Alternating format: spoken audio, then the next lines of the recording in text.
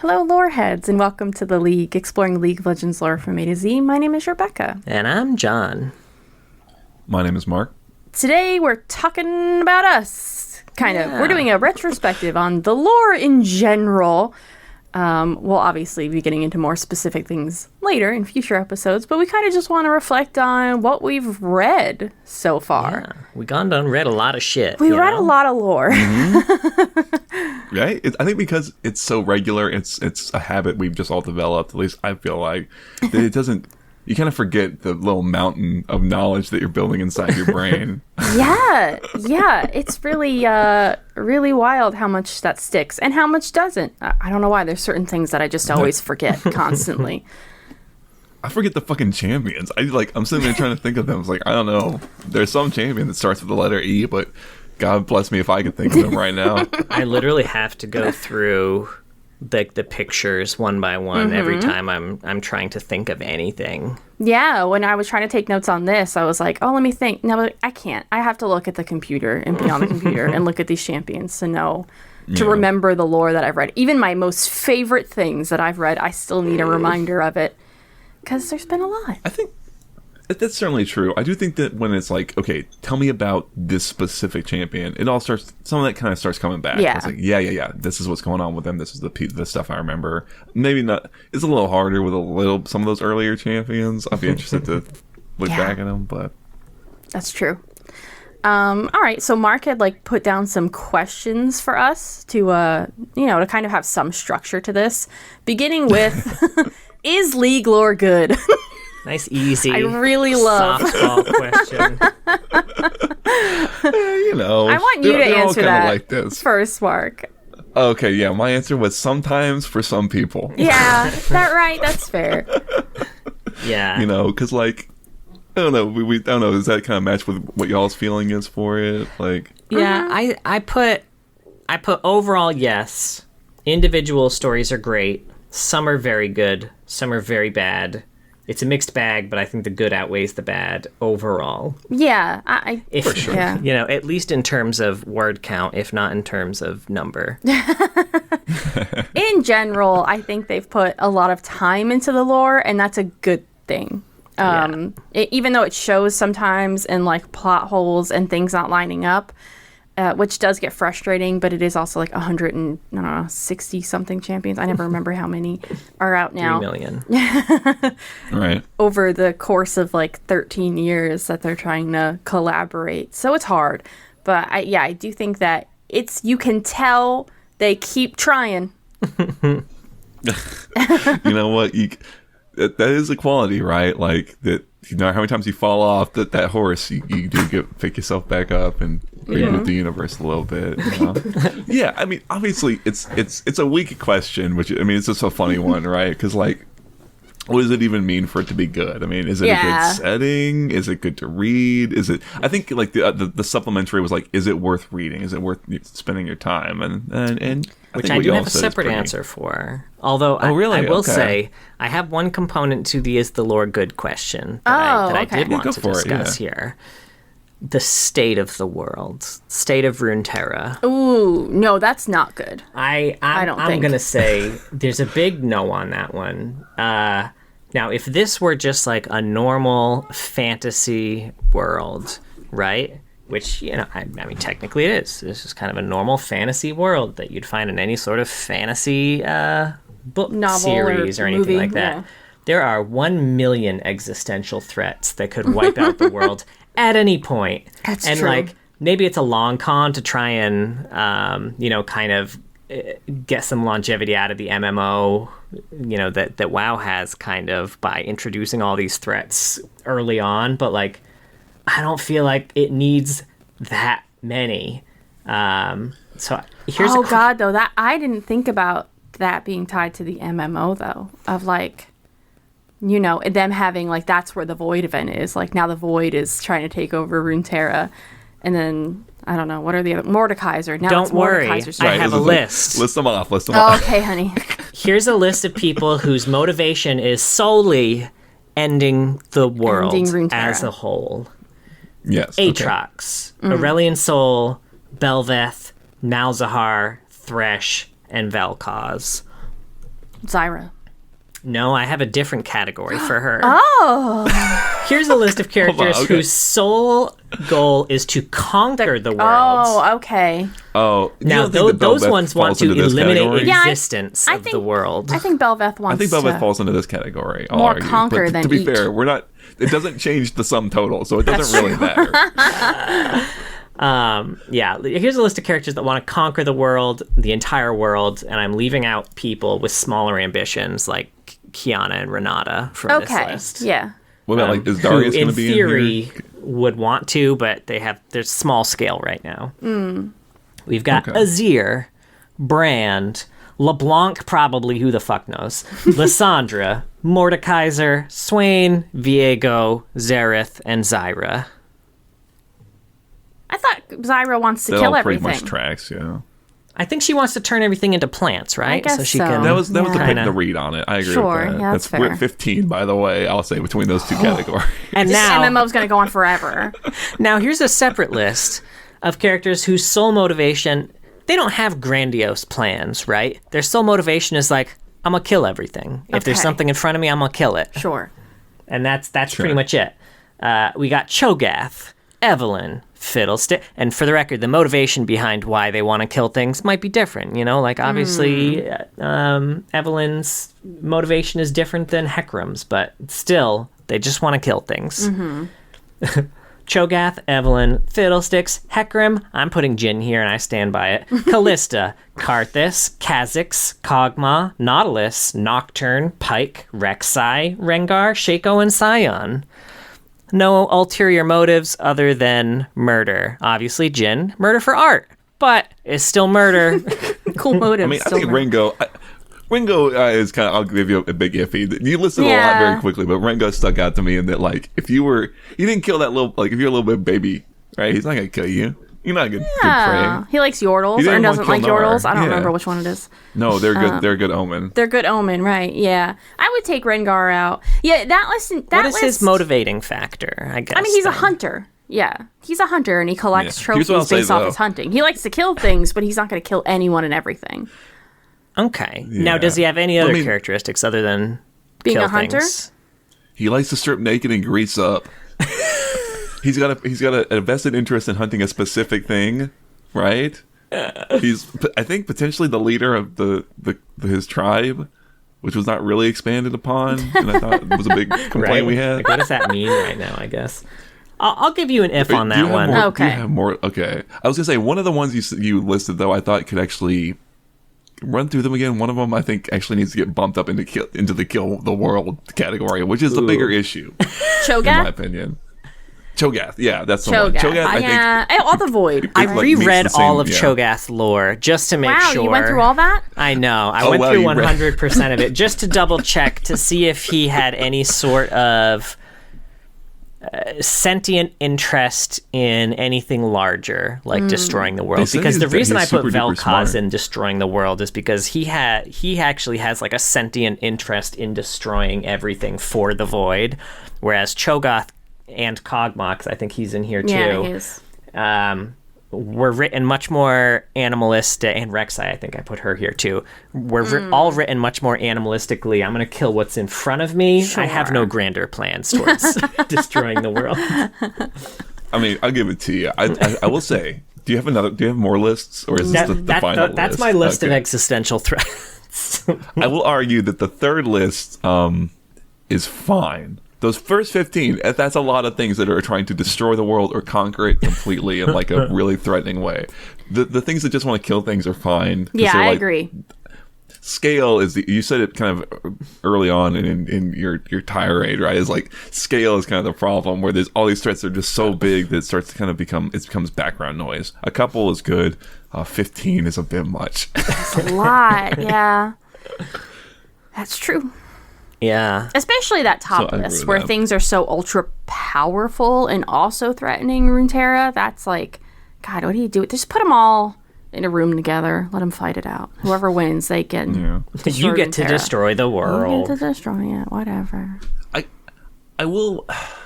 The defense I would try and raise also is like, is it better if imagine it's like 10 years from now, maybe like 15, I don't know. And the Runeterra MMO has gone on, and they've had numerous events. Like, we're at WoW as it is now, where it's just been like expansion, or whatever they're going to do, right?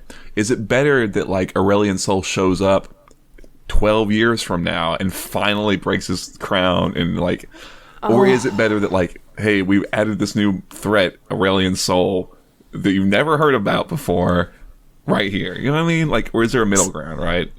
So I think the middle ground is kind of closer to what WoW is, right? Because like, I don't know. I think a lot of the existential.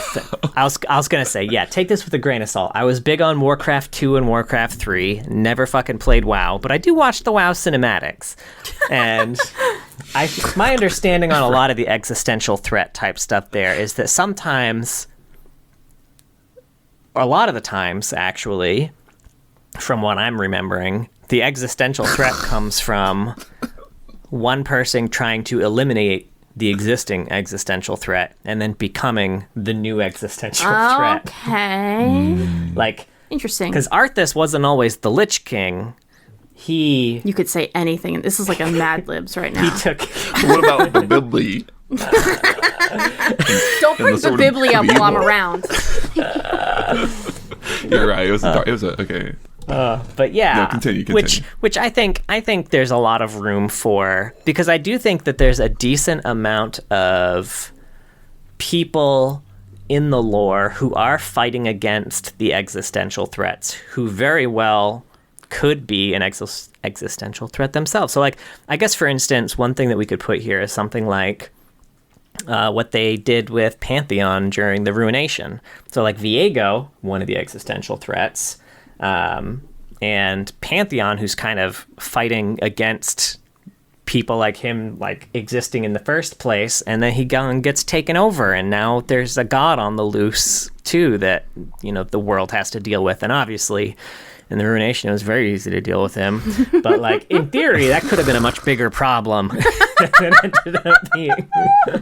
Sure. I mean, look, if we look at anything from Rise of the Sentinels, it's gonna be a bad time. I think that's like a given, right? We don't have to bring that up. Yeah. But it's here. But it's a good like, you know, that's one example of how something like that could happen. Like, so, you know, you've got people like, I mean, even Pantheon now, he's still fighting against people like Xerath, and you have people like,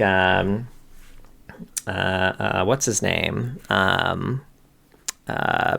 Completely blanked on it. The new Shuriman dude. Cassante. You got Cassante fighting against the Ascended too. Like, you know, maybe there's a corruption angle there if he wins and all of a sudden he is stuck in the sarcophagus. Who the fuck knows? But that's how it works. You know how it is.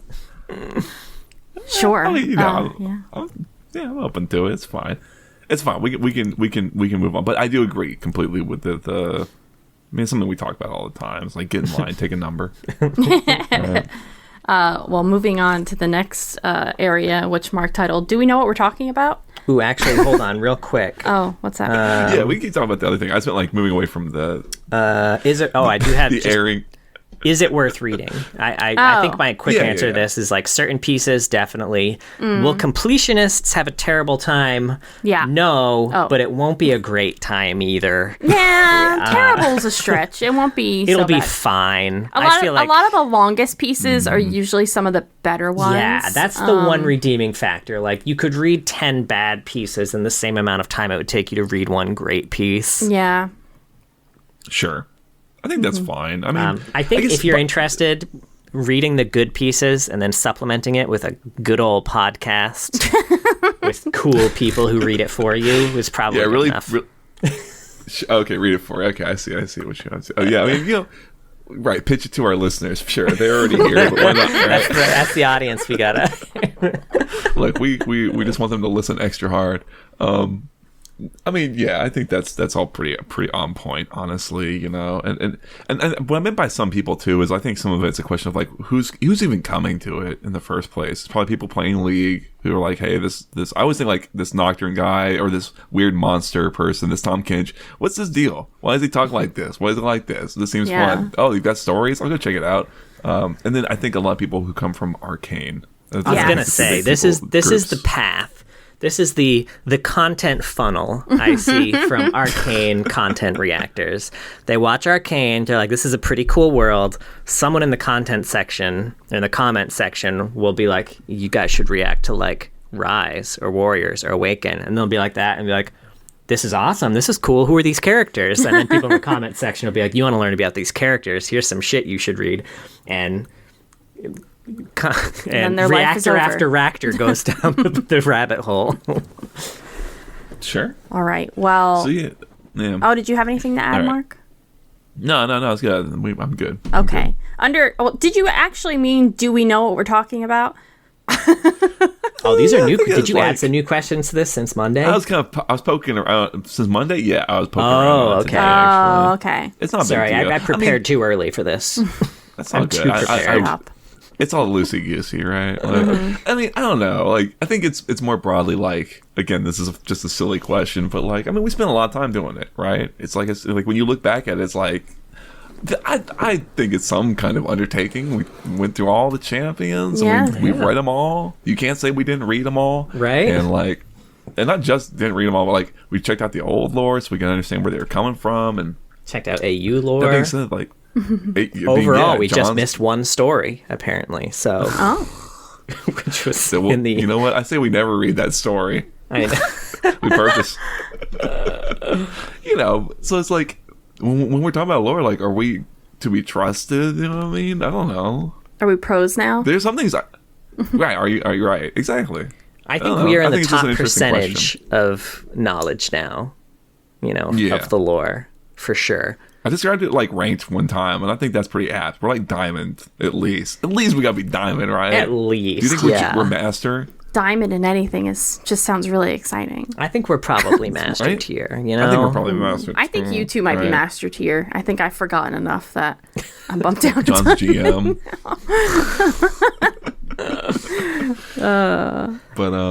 I liked these questions, though. You asked, what's the biggest unanswered question in lore?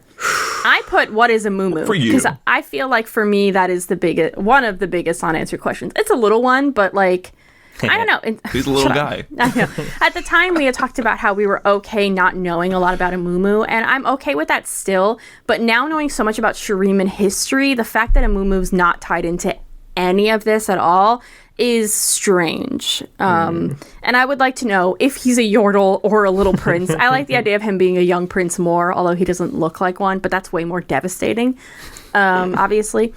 But yeah, I definitely would like to know more there. That's a big unanswered question for me. Sure. Demons, yeah. They put so much time into teasing threads about demons. They released the puzzles for us to figure out. Something about keys. And then Jared Rosen, who to my knowledge was behind all of the demon rework, basically gone done left Riot. Now I don't know what the fuck it is. That's what the keys were for, because it's all locked away inside his head. Yeah, he left with all the keys. All the keys. Jared, bring him back, please. Please. Yeah. At least one. Come on. I know it's always got one, but fuck me. Demons was a big one. Was my second answer for this. My top one, it's so funny, is what the fuck an aspect is. I still do not. Yes. What is Targon Prime? I know we just got into it. We did. God damn. I think that's like, I think they open up such a fucking can of worms with that. I kind of hate it. I don't know. But it's just because it's such a big thing in so many of these like big epic scale things. And there's like, this ties back to like, okay, do I know what I'm talking about? It's like, I can tell you a lot about various things.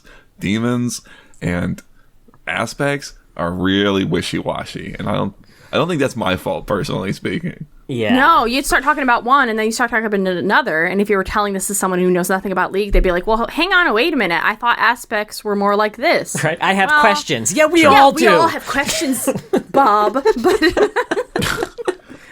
read the lore. It won't answer the questions, but... Did you see that sweet flip that the guy did? Oh, man. Yeah, I don't know. So yeah, that was, yeah. I want to know your answer for this one. What do we know too much about? Because that's such an interesting question. I mean, I don't know. I assume y'all were gonna land on the same place as me. I know too much about fucking Viego, man. I'm so sick of knowing about Viego. Yeah, you're right. I do know a shit ton about Viego for sure. That's it. I think that's the answer. My other thought was the Kinku Order, because there's so many champions tied up in it that we read a lot about, that it's become like overlapping in on itself in a way that doesn't make sense. Which is the same with Did you say Viego, you know too much right? about the Zed comic? Yes. That is one of them. Yeah. God, this is a tough one. There's something is. like at the back of my brain, like my brain tugging, and I can't put my finger on it. It's fine. You think about it. I'll say for the Kinku Order, I completely agree in that like you need some people who are not champions but are still big characters, right? You need like Ledroses and you need Tiana Crown Guards, right? And you feel a lot of lack of that in the Kinku Order as it is currently, because anyone who's like a big character is like either dead because he's Kusho, or like showed up in that Bo and the Kunai story and then has never been touched again, right? So yeah, I think that's a really apt. Here's something I know too much and too little about at the same time. Ooh, I like Magic this. and Ishtal. That's fair. Yeah. Yeah. Oh man. You found it. You found the perfect answer for this these sub questions. All right. Favorite champions lore-wise, which is something we talked about a lot. This many times. So I tried to put some ones that I hadn't talked about as much. So I kind of went back and was looking. And I think in getting to other champions, this made me realize it more. I really love Ashe a lot. And kind of what she's trying to do in the Freljord, and her whole backstory and her relationship with her mom and Sejuani, I think is so good. And the fact that we're getting several people there that are trying to tell us that what Ashe is doing is wrong, that's making me extra frustrated, I think, because it doesn't seem to be wrong. I feel like she was supposed to be the hero of the Freljord, and they're like, well, now we have to kind of make it so they're all doing it a little wrong. Yeah, we don't want to have heroes and villains. We want there to be a thousand shades of gray. So let's have this woman who's trying to unite everybody, and then this one who was summoning a massive monster with like creepy rituals. I completely agree. I mean, and Ashe was like my main for like the first 3 or 4 years I played League, so I always got a soft spot for her. Yeah. But I agree, because I think also with Ashe's story, you already have an inbuilt conflict for her, which is so personal, which is that she is like knowingly pretending to kind of play into this myth, and is willing to do that for the influence and power and the way that gives her the things that she's trying to do, right? Yeah. That's enough, and it's way more compelling, I think, than this like vague notion of the spirit of the land, you gotta kill shit. I'm sorry to say it, but like, yeah, those they carrots, demand blood. Get the fuck out. Right? No peace here. You know, that's such a good point. I didn't really think about it that way. Now I like her even more. I wish that the conflict and what they were like, what she is doing is wrong, is that she's impersonating the descendant of Avarosa. Like, that is way more interesting, and that is something that actually could be messing up the Freljord in some way, right? Maybe Avarosa, there is like an actual descendant somewhere out there, and it's not Ashe. And she's like taking this title. Oh, that's so much better. Yeah, but I think Ashe is really well done. Who else did I put top 5 for all of these questions where they asked for favorites. I had like the obvious ones, because we've talked about like Echo and stuff a lot. Yeah. I also thought Darius. I think Darius is really was laid out very too. close to making my top 5. Yeah. Oh, really? He's an honorable mention over there. He's an honorable mention. Okay, let me hear your 5 then. Yeah, here we go.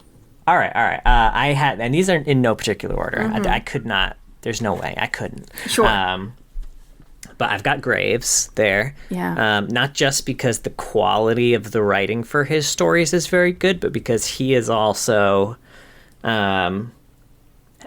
he's a character that has a strong personality and strong personality flaws and strengths, and they all come up in all of his stories. That's true. Yeah.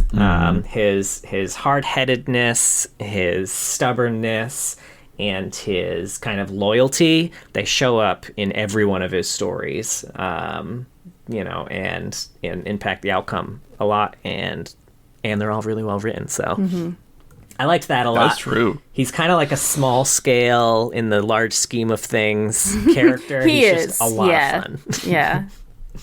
Completely agree. I've got Jin, obviously. Yeah, of course. And I have At him number 4 even. specifically. I have him as a favorite champion.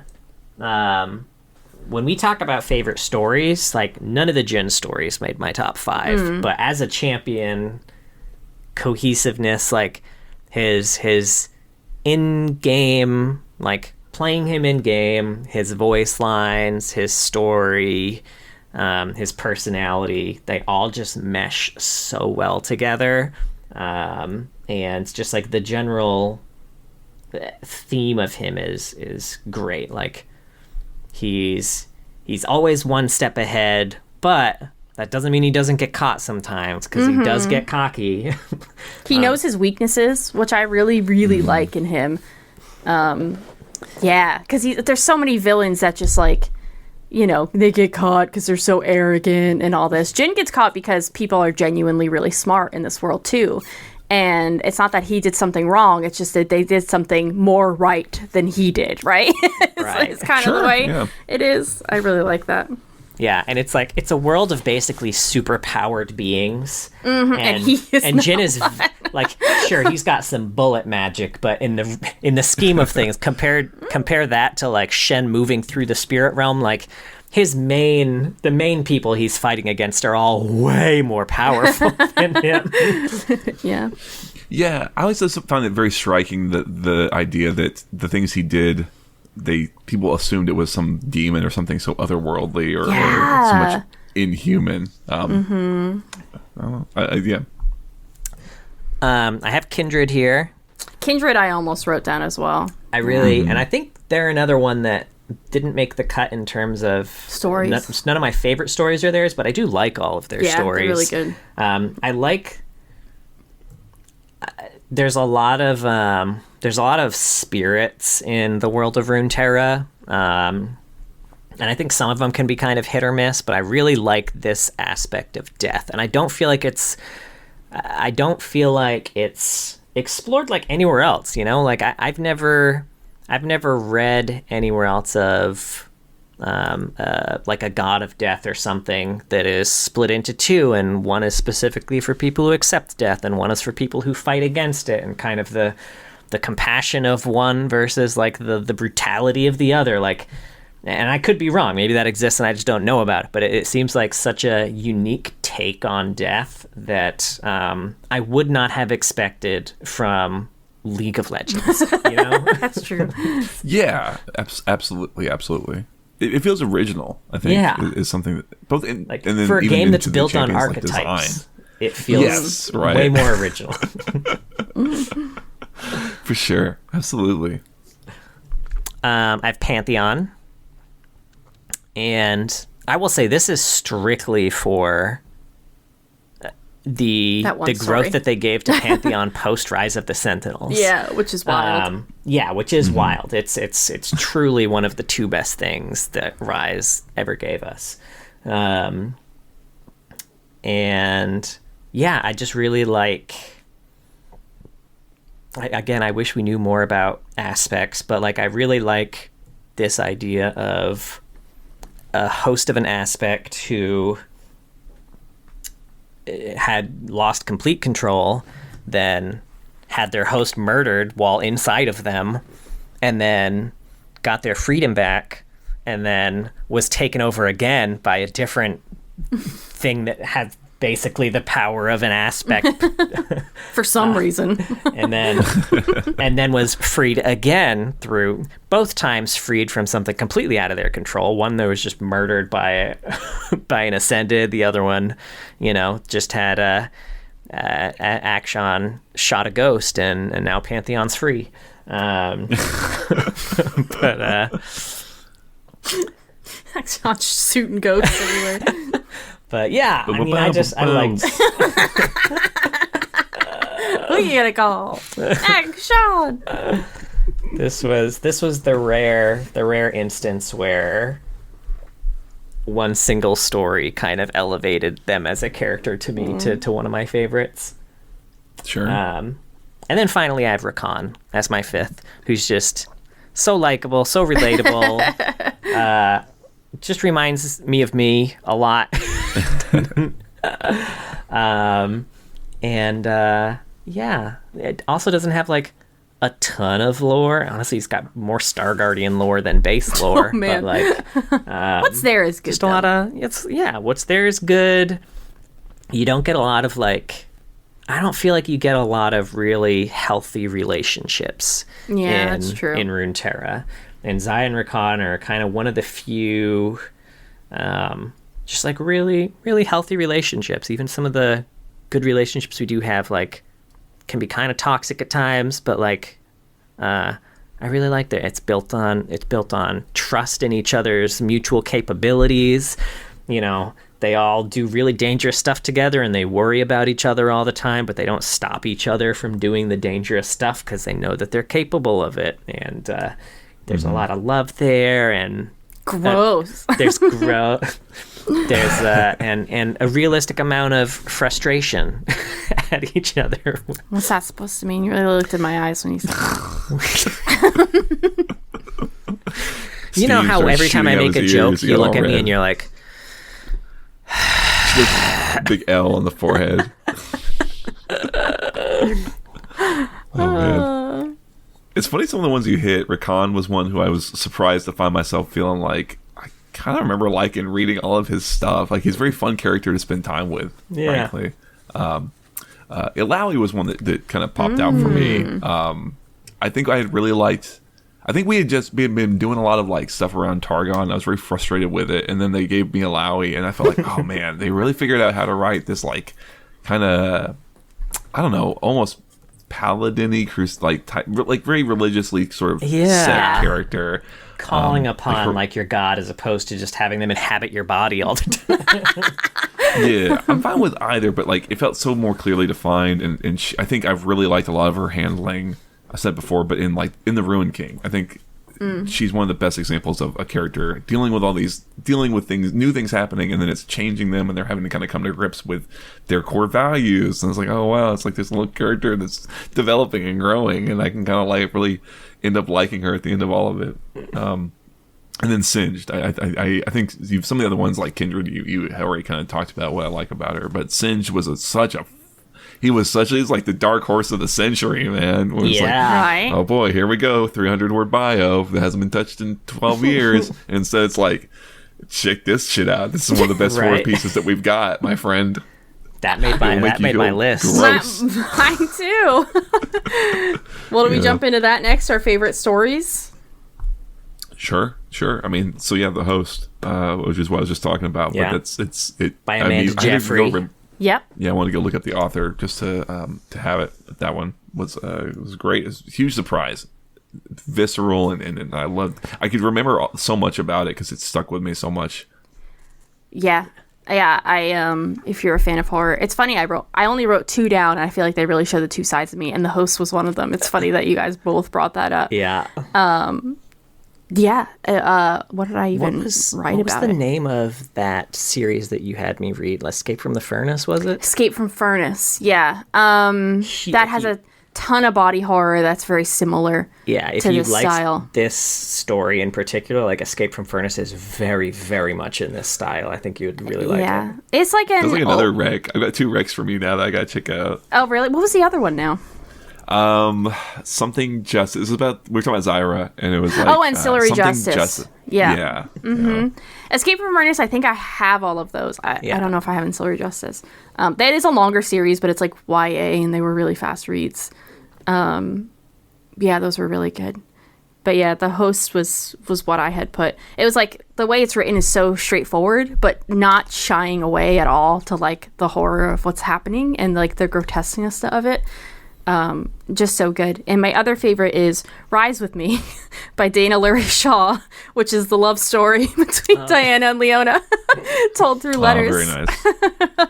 It's just, and there's also little drawings. It's like the best look we get into Leona, and like the one that's the most contradictory to like what we see as Leona now. And I think part of why I'm so frustrated with aspects and not understanding more about them, because this Leona does not resonate at all with the Leona that's fighting Pantheon in the call, right? Like, it doesn't really make sense to me, but I don't know. But that, I think, I love that one so much. It's so sweet and so funny and so touching and precious. And body horror, just my top. I mean, it's funny you do that, right? Because the other ones that stick out for me are like The Boys and Bambolini, right? It's one we constantly go to. Yeah, Jared Rosen. Yeah, for comedy, right? Like that, I started bringing it down to like horror, comedy. For me, I mean, I always go back to the Echo Lullaby, which I think is by Matthew Dunn. It's probably the most emotionally affecting piece I've read from Riot that I can think of. And I would even also go to his comic Chrono Break, which I thought for me was also very devastating, and I really enjoyed both those pieces. And and then.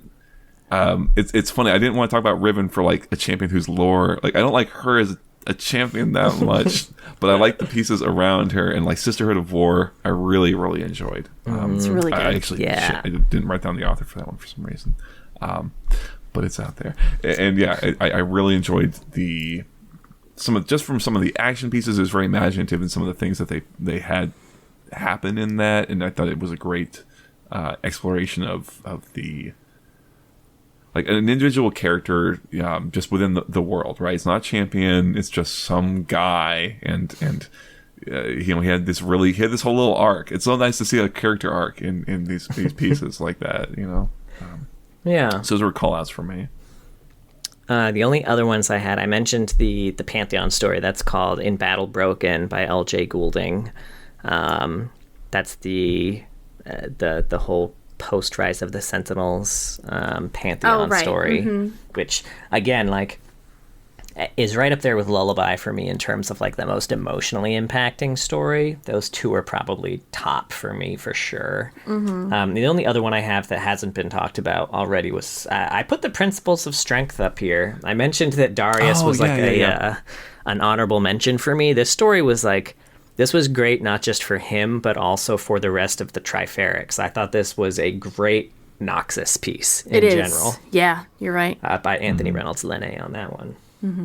Yeah, it's very gripping. I knew immediately what you were talking about. I would also throw out, I guess, like Night on the Town, I want to say, is the piece on Zon with the that was fun. Some of those pieces that are like, here's just something about like a day in the life, maybe.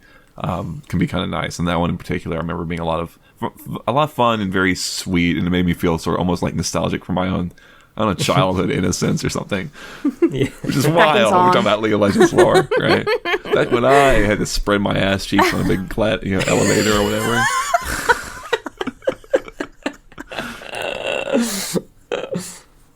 Mark, I didn't need you to put your hands behind your back the way you did. Hey, this is a full body performance. Method. Oh man. Well, we've got that section for favorite non-written pieces too. I rewatched a ton of cinematics in order to do this, to pick my favorite. Which made me very, like, I'm starting to get really emotional. I don't know why in rewatching cinematics. I feel like you make fun of me when I get emotional watching reactors, but like, this is why. Not only do you get to watch it over again, but you see other people being emotional about it, and that makes me extra emotional. It was like rewatching Still Here was really cool, because the only time I had watched it was when we did the reaction. So when I was like sitting there just watching this cinematic, and I had this realization that like we never want to acknowledge, that I fucking love League of Legends. Thank Like, you. oh, Thank you God. for saying it. God damn it. I really love League of Legends. And like obviously I do. During the day I'm watching a League of Legends streamer like all day. And then at night I'm playing League of Legends or talking about it. But it's just yeah, it was anyway, my favorite though is Annie Origins. And I can't find anything that beats it for me. I think that's so good. It's just so good. I watched A Twist of Fate right after that, by the way, which was really funny because Annie skips in with like her purple hair. She really gotten over it. That was 10 minutes after the Annie Origins. Well, She's like, I'm gonna dye my hair purple. Shop at Hot Topic. I'm ready to party. Noxus is inviting Kamungu or invading Kamungu. I gotta get on the rift. The summoners need me. Oh shit! But yeah, it's just so good, man. Could you imagine if they had something like that for every single champion? I would die. I know they can't do it. I understand. But it's just amazing. They should delete everything else off her page and just have that one cinematic. And they need to completely change Annie in the game to fit that Annie because it's so devastating and great. And seeing her turn a little villainous at the end was so good. And it's amazing. Yeah. It doesn't feel as long as it is. I saw it was like 6 minutes, and then at some point I was like, oh, it's over. Having a daughter now makes it feel so much different. Right. Too. Oh, God, I watched it in a whole new way. Did you hate her mom that much more? A little, but I also kind of got it a little bit, you know? But also her kid was a little shit. Her kid was a little shit. Fucking Daisy. I mean... That's why she became a stone golem and now works with Ivory. She's also a kid. Our kid's a little shit sometimes, you know? Into the golem you go. It's just for 10 minutes. You get in your golem right now, young lady. Shit, and we also named after a flower. Oh no. Oh no, you're right. Man. Yeah, I mean that's also my answer. I think I said it at the start. I think I said it when we started doing this podcast, and after looking at all of it, maybe ignoring Arcane, I assume this was kind of out of the discussion. That's true. That's a good point. I mean, Arcane is obviously the best thing outside of the written stuff. Yeah, that's its own weird separate thing, right? Like Annie Origins for sure is so excellently done. I actually have not watched it since having a daughter because I have found that my tolerance for anything regarding like harm coming to children has plummeted. I used to be able to take it pretty well, but I absolutely cannot. And I completely agree with like, I never in a million years would have sympathized with that mother. But now I can kind of see, I can put myself in her shoes a little bit, just a little tiny little bit. Just a tiny little bit, yeah. At the end in particular, I kind of get her anger. But before that, I don't know. Her kid did just die though, and then her husband. So I can't imagine who I would become if I lost my daughter. So, I certainly wouldn't embrace my stepdaughter who used to burn her, Just a little bit of burning. Come on, man. Could you imagine if a 2-year-old that you're like, okay, don't burn. Do not burn that. Yes, I know you can burn it. But it to me kind of echoes the feelings I feel like I had at the end of the first part of Arcane, funny enough, where it's like you have these two characters who are just writ small, right? These two characters are in such have had such tragic things happen to them that there's not really anyone who's right, and they're just making these bad decisions, and it's very tragic to kind of see unfold. That's such a good point. It's compelling. Yeah. So that is one thing I for some reason all of my memories falls out is everything about Annie's mom. I know we've read a piece about her and how she got these weird fire demonic powers or whatever that she passed to Annie. Always fucking forget. Black Rose. Right, it was Black Rose shit. Yeah, it's I don't know. She's just so obviously just a setup for what's going on with Annie, right? She's just kind of ancillary in that way. Yeah. At least I feel like. Annie Origins is one of my top 5, so looks like we're all aligned there. I also have it's so hard to not just go down the list of the fucking seasonal cinematics this one because the seasonal ones are so good. Really good. I did put Still Here. Still Here is so good. And The Call. and Awaken. I do have those 3 seasonal ones on here. And then I have Echo Seconds on here. I which was his love release. Echo Seconds, dude. I love it. It's so Echo. Oh my god. Yes. Man, well, I'll save this for when we talk about another one of the questions that's coming down the pipe on here. But yeah, God, I could just talk about Echo all fucking day. Man. I really like a lot of the Champion teasers they do. I wanted to put Fiddlesticks on here, but lore-wise, it's not like a ton. But I do think it's just really fantastic. And I like Senna's Champion teaser a lot too, which I talked about a little bit. And even though it's not a big thing, Lucian's login screen is still one of my favorite things that League's ever put out. It's so short, but the fact they incorporated a little bit of lore into the login screen and then had the dopest ass fucking song in the universe. Come on. Right? So good. If I were to choose one champion who never misses in cinematics, fucking Lucian. Lucian's He's in so a cool, surprising dude. amount of cinematics, and every one of them is fucking fire. Yeah. They landed it with him. I do remember at the show and tell when they showed us the Lucian login screen to close out the show and tell, and the bit where it kicks in and the shots shoot out. Yeah. I actually gasped. That's so cute. I always remember. No joke. I always remember that because it felt so like cartoonish at the time. Yeah. I was like, oh fuck. It is really fucking cool, so dude. good. It's just so cool. And like so if you've never been to the Riot campus or seen pictures, they have I would say full size. They're more than full size statues of champions. You know, you walk in the gate and there's Annie and Tibbers. A little bit down the hallway is Ziggs bouncing on a big bomb. But one of the newest ones before we had left was a Lucian, and it's so fucking good. And he's like shooting at a bunch of ghouls, you know, or like mist ghouls that are there at his feet, and he has shot a hole through one of them in the head. And if you if you just kind of get down on the ground and look through the hole in the ghoul's head, like it's perfectly aligned with just like Lucian glaring straight at you. It looks so fucking cool, man. I have a picture actually just from that angle. It was so badass. You'll have to put it in the short or whatever you make this up. Yeah, they nailed it. The only other thing I throw out there, this is not even something that Riot made, but it was that Nunu and Willem song that me and it's me and you, that I know two content creators. You knew the actual singer because I think he'd done other stuff. Yeah, he did the Star Guardian Rakan Zaya thing that was really emotional too. Yeah. He also did a really cool version of God, what was that? Was the world's song? It's like my favorite one. Your favorite one. That I'm blanking the name of. Right. Legends Never Die. Legends Never Die. He did such a fire version of Legends Never Die. Mm-hmm. Well, I'll have to look him up to give him proper credit because that's one that I use that as a Porter, lullaby. is it? It might be Cole Porter. Yeah, John used to sing that to Poppy as well, but she won't let him sing to her anymore. Oh, really? Heartbreaking. It is really devastating when you start singing a song and she's like, and shakes her head, and I'm like, okay. That's a shame. Yeah.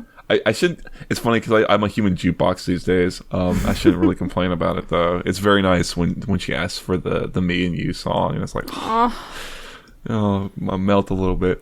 It's not Cole Porter because Cole Porter. I'm fairly certain it's not Cole Porter. Yeah, let me see. I know who Cole Porter is. I have It will make me cry in the right mood. That song. This song, yeah. And it does remind me of Poppy now a lot. Yeah. I think not just the singer, but even because I think there was a singer who, TJ Brown. Yeah. Yeah, did the music, and then That's they did a number of art pieces with it by an artist called I guess Hosier. I don't know, but they perfectly nailed the Riot like style. They look as if it was something that just Riot had. It's as if something Riot had made. These two. It does, yeah. Did, so I don't know. I love it. Woo. Now I don't know if this question. Let me look at how your list has of questions. perspective changed from before to now? Oh, okay. Is the next question. Yeah, I guess like from when we started to here we are now. Right? It's been a few years. We read some things. What's the big change? I had mostly. going into this, I had mostly read the old lore. That was the majority of my experience with the lore. I was like pretty caught up on the old lore. I had read all of the Journal of Justice and most of the old champion bios and everything. So given that was the baseline, I will say I was genuinely surprised at how good some of the lore is. And genuinely surprised at how many champions were never given the new lore treatment, unfortunately. Like, it's been long enough that everyone should have gotten that treatment. The fact that any champion hasn't and still has clearly non-canon lore on Universe is a little unacceptable, but I would have never expected the highs to be as high as they are. I think I remember saying something like this, and I think we did a Q&A not too long ago, and saying some things like this. But yeah, both, like you said, surprised at the quality, but more surprised that, like, because they did the big reset, and I was like you, where I knew a lot about the old lore, and I knew they were doing this big reset, and I was there on the ground floor, and that I was reading it actively when they were putting it back out, because I was interested at the time. And it was this feeling of, like, this optimistic promise of, they're going to have this universe page. It's going to be this one, like, source of, like, truth for what's going on in Runeterra. No more will we not know what's happening. And, here we are, right? Oh, no. Yeah, but it's okay. Maybe I'm more cynical also, like, as I've gotten older, where it's like, yeah, it's fine. I can't really blame them for not having this one source of truth for this giant, 100 whatever champions. An ever-changing Right, it's a massive universe. setting. Yeah. With all these contributors and stuff. I didn't really have any thoughts before starting the lore. I remember also hearing that they were doing big changes to the lore, and I was like, who reads the lore? And now I'm like, oh, I do. It has made me weirdly more interested in the lore of other games, not to the point where I've sought them out just yet. But maybe I wouldn't skip over every book in Skyrim that I came across, which I used to do. Well, I think I still might. I don't know. Yeah, I would read one and be like, "Oh, I get why I was skipping over all the books in Skyrim now." There's a lot. What about the sexy ones though? Maybe I'd read the sexy ones. The Lizard Maiden, right? Some are good, but there's just a lot. Right? It feels very immersive, and there's a lot of shit you could read in the real world. But I was thinking of like Dead by Daylight, which is a game that I haven't played a lot of, but I have been interested in, and like all of their characters have their own backstories and stuff, and I'm like, I feel like that'd be probably pretty fun to read about all these like killers and their backstories in this game. Yeah, it's a very unique idea, because that's so like one of the pitches I think for Runeterra is it's a big old kitchen sink, right? It kind of touches all these different things. We're talking about horror and comedy and all these different things. So having it being in so much more, I don't want to say constrained, but just like a particular genre, staying in one genre. Yeah. It's interesting. Mm-hmm. Now, I will say, one big critique I have here is that critique? Yeah, I know. I think the revolving door of writers is really hurting it. Mm-hmm. You can see the clear high periods of the lore where there was someone at the helm working on playbooks and consistency and timelines and long-term plans. And the stories that came out of those periods are clear as day. And what's also clear as day is the stories that came out before that was the case. And kind of after that was the case, which I think is kind of the period we're in right now.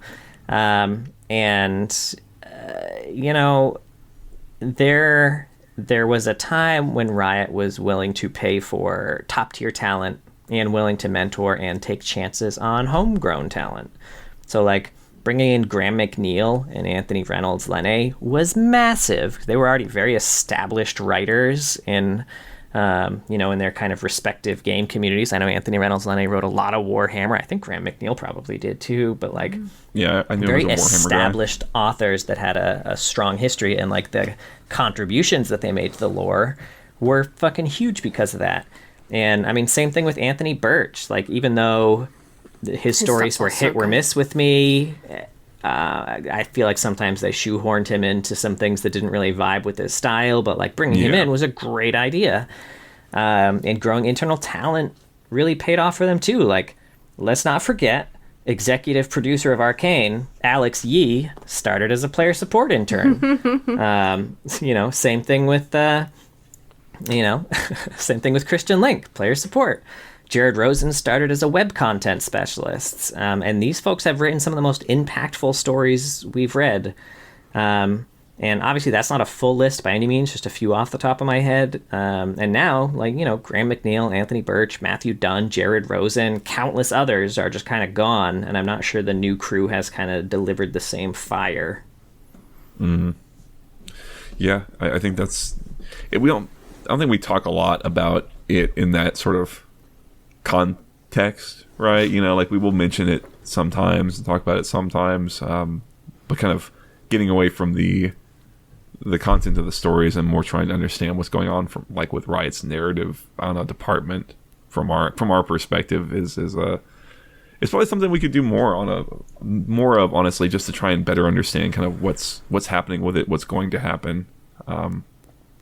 Yeah, I don't know. Maybe they'll talk to us. Are we big enough? Maybe that we could reach out. Who knows? And see if someone I'd will love talk to. You know, now it's worth mentioning. I know we can be negative sometimes, but I know we are negative sometimes. But we're so hopeful for the future. We're hopeful, and I feel like we're fair. It is. Yeah, I think we're being fair, and it does come from a place of love, Mark. It's like anytime we're mad, it's because we want it to be better. We want it to be good because we know it can be. It's worth mentioning too. So of the writers I mentioned too, and let me pull up my list of top 5 pieces again. So like in Battle Broken, L.J. Goulding still at Riot. Although I'm pretty sure, if I'm remembering correct, one of these. I'm trying to remember. This isn't actually a League of Legends piece. Yeah. Anthony Reynolds Lene still. John, that's Twilight. That's not. Oh, my bad.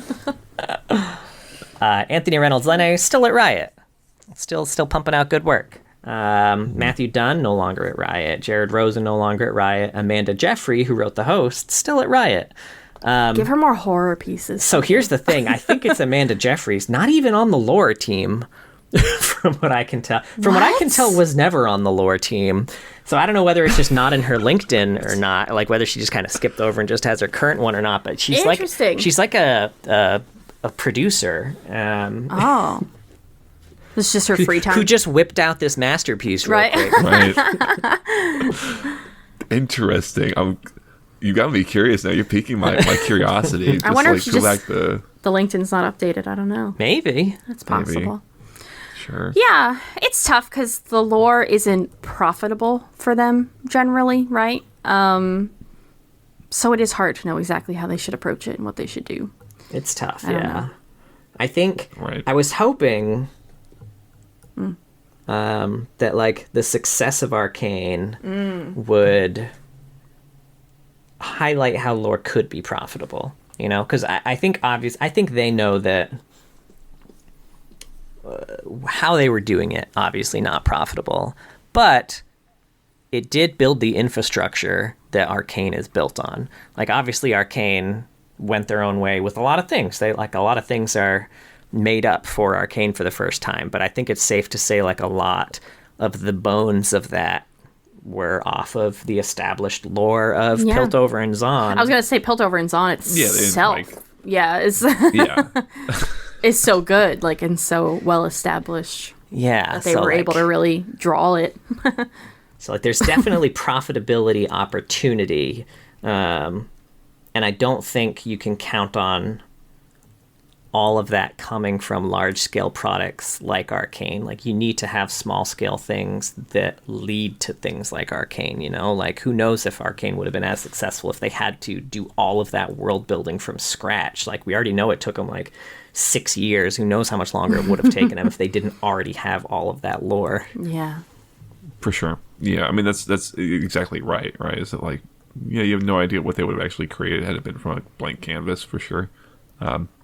I mean, I definitely think Riot is aware of Arcane as like a vehicle for, you know, profit and driving like engagement and players. I mean, we've already kind of seen it with how they're taking some changes in what they're producing, and that, like, I think they realize also that it needs to be something that's presented probably not through the written word, broadly speaking.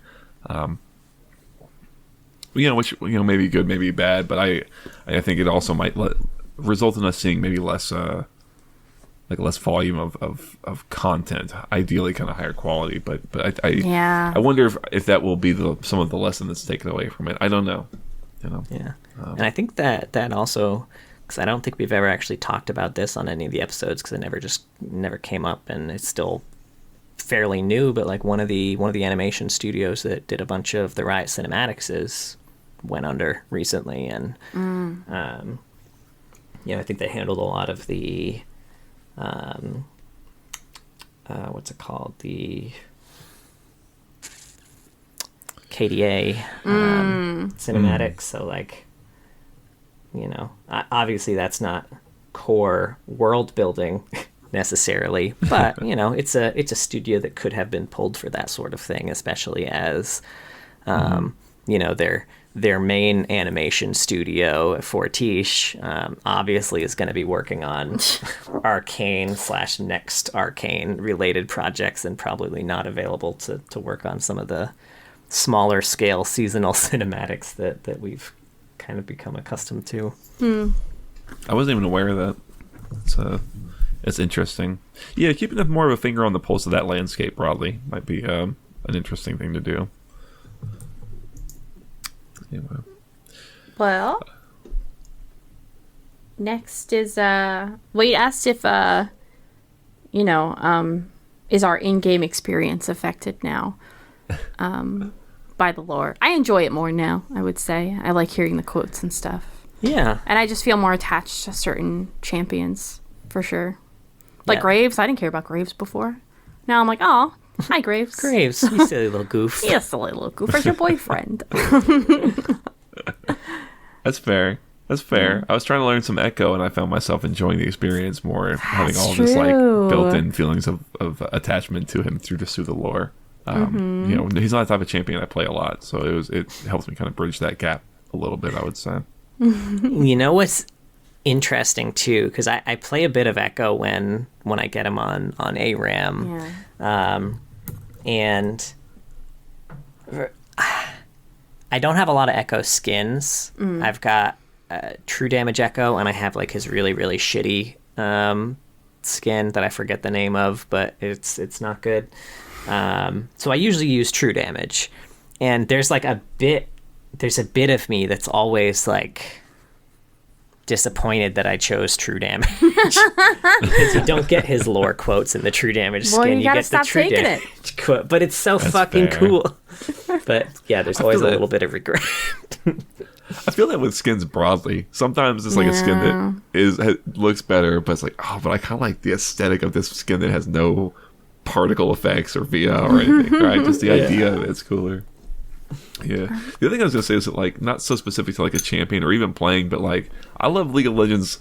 And I love it, I think, now more than I have at any time, right? Yeah. I'm playing this shit fucking 14 years or whatever, man. And I think as a product of spending so much time, every week we're spending time looking at it and thinking about it and talking about it. It's like, after we do these episodes, it's like, you want to play some League? Like, y'all trying to play some League? Yeah. I play it more consistently. I enjoy my time spent the most, I think, than I have ever in my time playing it. Yeah, I'm definitely enjoying playing League in a way I never have before. I also think part of that is becoming an adult and not caring at all about the toxic community so much, which is, it's so beautiful, y'all. If you just don't care about what these people are saying, it's really funny. They get so mad. They get very mad at the video game. It's true. Not to say I'd never get mad, but I usually get mad at myself. Yeah, right. It's like being able to kind of immediately be like, whatever, it's hard. Yeah, whatever, at least hard, right? This shit's hard, man. That's true. All right, future lore, biggest hope and biggest fear is next. Sure. I'll say biggest hope. I hope that there's a strong narrative vision for the future. I know they came out, they gave us this big statement, and we listened to the statement and we were like, I don't believe this statement. my biggest hope is that statement was true, and that it will lead directly into incredibly strong writing for the MMO. Yeah. Which leads to my next biggest hope, which was that the MMO will definitely happen. Yeah, I think my biggest hope is that the MMO happens and that the lore is centered around that from now on, which makes the most sense to me, because that will be profitable, right? Yeah. Yeah, I mean they're tied up together, right? Biggest hope is that it happens in a reasonable time frame, and then like biggest fear is that it doesn't happen at all, or it just happens in its complete ass suck and people potentially don't care anymore, or ruins like Riot that. as a company. Yeah, I don't know. I imagine it's that's like also their MMOs biggest fear. I'm sure Yeah. MMOs are they're such a scary thing to me, right? Like this is They not were- Riot Forge. You can't just close it. And it's Right. okay. They were so big, like when we were still there, the conversation around MMOs was always, we will never make an MMO. It's never going to happen.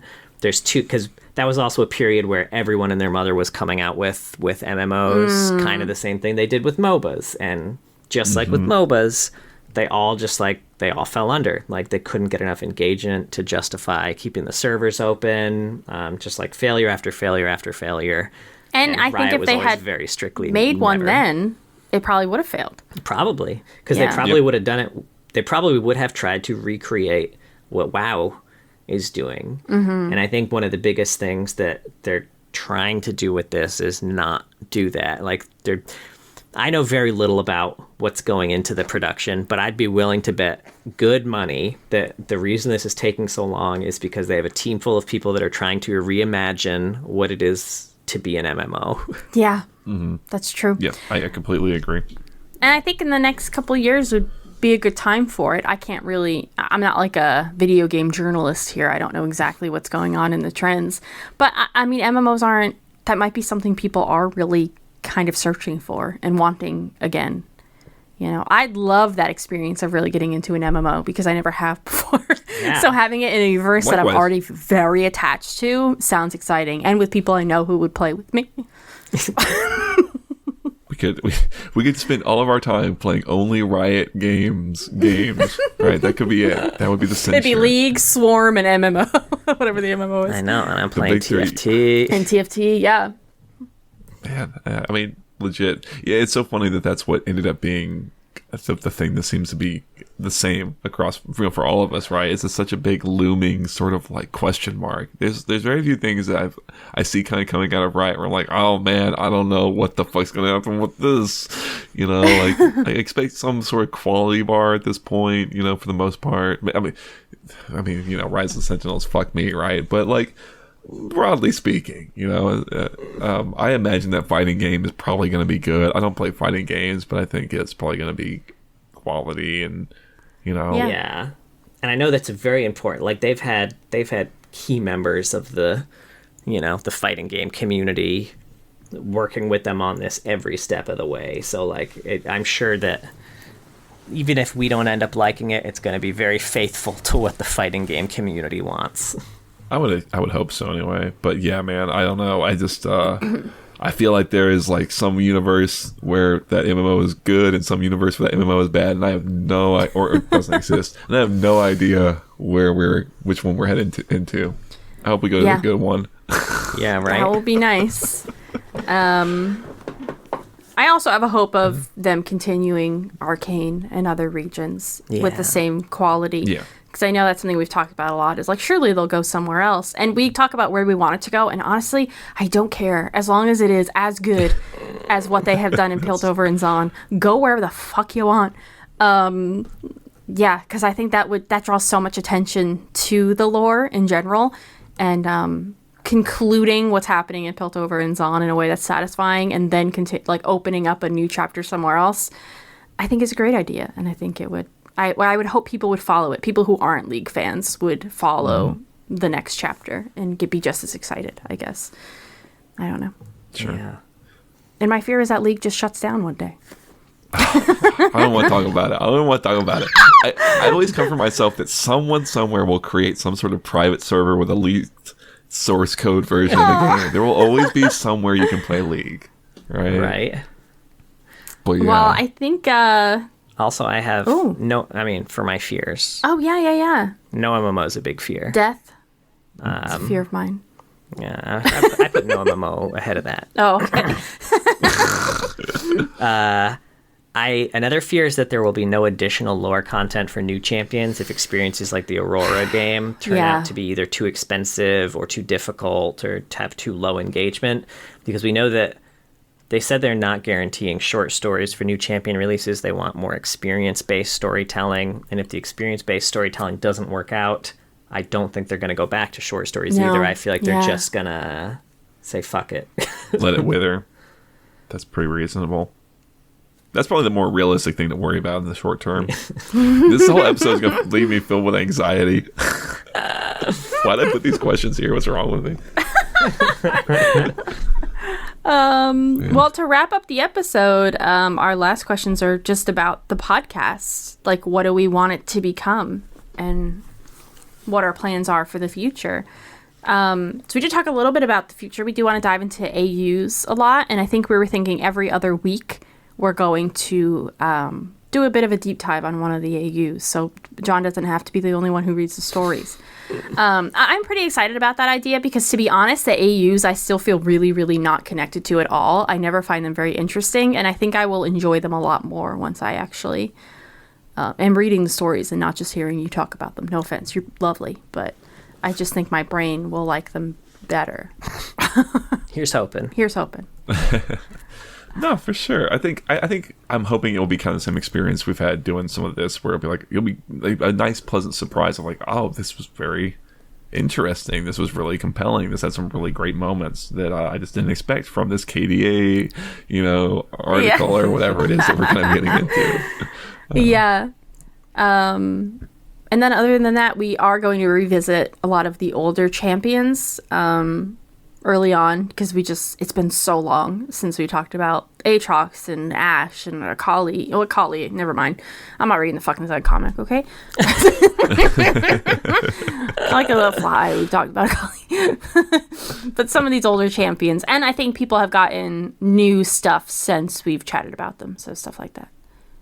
Yeah, there's a lot of stuff like that for sure. Obviously if there's new releases, like new champions, or if Riot just puts out new, like that is kind of goes without saying. But I'm certain there will be fairly confident there will be episodes will take time to be like, okay, Riot's put out a few new stories, let's kind of talk about some of these and kind of get back into it. Frankly, just some of what we talked about, especially when we were talking about earlier on the existential threats, makes me think that just open roundtable discussions, like if someone brings a topic and like, here's a couple pieces that I want to talk about this idea of like, what is an aspect? What is, like, how many threats are, things like that. I was like, I think those could be a lot of fun to just kind of dig into, something a little more open.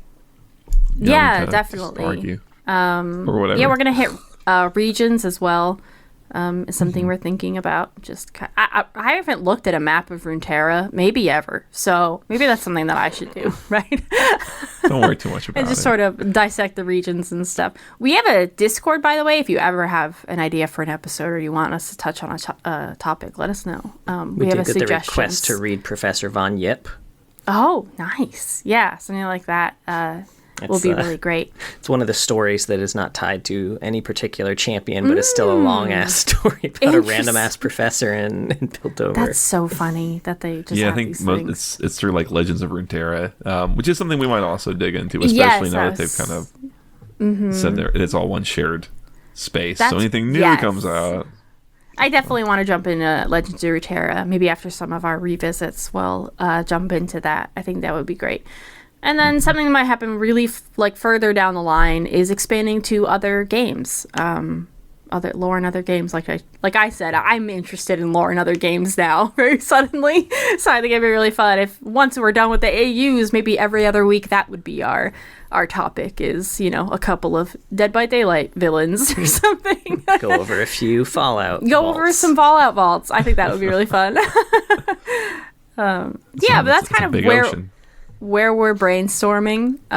It feels never ending to me if we expand outside of League, although we will have a lot to dive into for League for a while and continuously as well. We're certainly not going to completely pivot away from League. I love League of Legends, man. Yeah. I know we've said it a few times, but I really thinking about it in this way has really reinforced it. This might be my favorite game. Certainly can't think of any others I've played for the past 14 years. That's a better way of kind of Although I haven't capturing been it. playing it for 14 years. But I mean, it's something that it's bonded all of us. And the two of us, like, I don't know.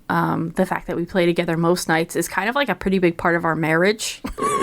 It's playing League of Legends together. It's an early memory I have of us. Is the first time you made me play League of Legends. Our first trip together. Yes, we went to a lot of Riot events together. I remember the first time you got kind of annoyed at me when I was supporting you on Sona and I was out of mana. And I couldn't heal you and you died. That really stuck in my brain. Well, you made it through that. Like that's we really a survived testament to that. somehow. Yeah. Man. Do we miss anything? Did I miss anything? I think that's I know. everything. Yeah. It's been fun. It's been a very interesting endeavor, I will say. And it's like I said earlier too. It's something that's become so rote and routine. And it's like, okay, this week I got I'll do my reading, and Wednesday night we're gonna hop on and talk about it. That like it's kind of easy to forget the scope of it and the scale of it. It's like, oh man, kind of set ourselves to a task and completed it to Yeah. a reasonable know. degree. We got a comment on our YouTube the other day that just like really stuck it home for me. They're like, hey, I just wanted you to know I started listening to you when I first went off to college, and I have my degree now, and you guys were there with me the whole time. Great. So it's like we could have been doing something like that, We could kidding all ourselves. have college degrees right now. We kind of do, but We it's have in League honorary of Legends ones. lower. Yeah, Ryan, can you send us diplomas? I don't have one. my I God. dropped out of college. I could would really frame use that this. shit. I would frame that frame it so right there. fuck. It would go I would right take. there. I would take something I already have out of a frame to put it in that. That's how excited I would goddamn be. I would get a little card. I could whip it out whenever I need to like argue about whether or not shit is Excuse like me. cool or not. Like Necrit who? No, I'm just kidding. I'm so sorry. Lord Necrit, please don't. send him one too. Fuck it. Oh, he definitely should get one Runeterology first. or whatever. Yeah. Oh my god. Oh. Well, I think that's it for this episode, yeah? We all feeling good? We're feeling fine? Thank you so much for I'm sticking feeling a with little us. misty-eyed. Oh, misty-eyed. Oh. Well, let's wrap it up so we can play League. All right. Peace, nerds. No, I have things to say. Thank you so much for listening. As I said, we had a Discord. We still have a Discord. We have a little suggestions for us area, which John and I think we'll always look through. But if you tag us somewhere and want to have a comment or anything, yeah. Or if you want to jump in, find some people to play League with and make some friends, post weird memes, join the Discord. We have a YouTube. You can see our beautiful faces. Our Zyra live stream, which was a lot of fun. It took us 6 minutes to open the bottle of champagne. I was editing the episode and I was like, John, I'm 6 minutes in and we're still trying to open this bottle of champagne. It was a really hard moment. So if you want to like watch that I might not be on the YouTube yet, but it will be maybe by the time this comes out Sunday. Probably. Yeah. Okay, beautiful.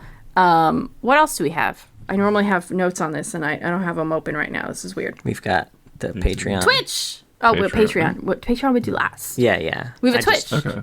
Twitch.tv/Loreheads. John's generally streams on Saturdays. He does TFT Neighborhood with viewers. We'll be in Jersey this Saturday, although by the time this episode comes out, you'll have missed, it'll be Monday. Sorry. So I hope none of you were there. Hope on none of you there on Saturday. Saturday, because we weren't there. I'll make it At up to least you you know now. Saturday after you hear this. Oh, no. Well, that's why we weren't streaming. But John will probably stream, I assume, maybe Monday to make up for it, because we'll be back Yeah, that works. Monday. You're taking the day off. Yeah, something like that.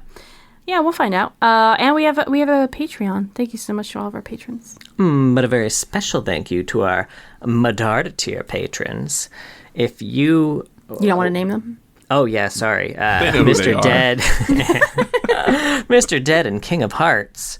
If you were working at Riot and building out cohesive lore, and Riot tried to be like, we don't need this anymore, I would sacrifice my own job to save yours. Oh, no, honey, we need that health insurance. That's how we it have a daughter. works. No, we need the lore. We could start a riot. That's what you had to say. I mean, come on. We'd protest, all three of us with signs. Yeah. Yeah. That's beautiful. Thank you. We Well, appreciate please it. be It's going to sure. be harder to come up with those now that there's not champion I lords know. to do I'm it. so sorry. You've got this, honey. That was beautiful. I mean, it seemed like you planned it. Self-sacrifice, yeah. I don't plan any of those. For the record, a little peer behind the curtain. Oh. All improv, baby. What? I had Every no idea. time. What? I'm shooketh. Well, please be sure to join us next week. We are going to begin our deep dive into the AUs, and we are starting with the coolest one in the world, High Noon. Yeah. Which also, Aw. I guess going back to Biggest Hope for next season of Arcane. High Noon. High Noon. It's not going to happen. Yeah. Shut up. Do that.